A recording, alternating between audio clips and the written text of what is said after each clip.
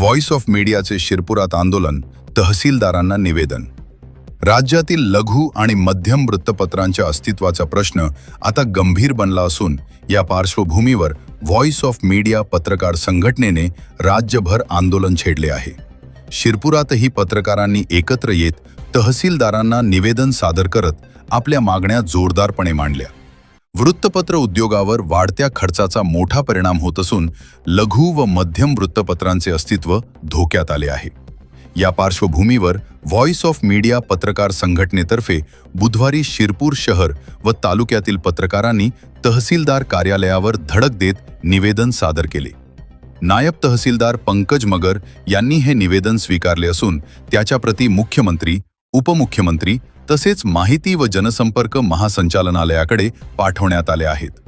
संघटनेच्या निवेदनात नमूद करण्यात आले की वृत्तपत्रे ही लोकशाहीचा चौथा स्तंभ असून शासनाच्या योजना व निर्णय जनतेपर्यंत पोहोचवण्याची महत्त्वपूर्ण जबाबदारी पार पाडतात।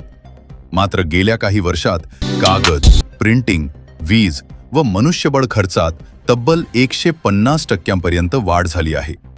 त्याउलट शासनाच्या जाहिरात दरात कोणतीही वाढ न झाल्याने लघु वृत्तपत्रे अडचणीत सापडली आहेत।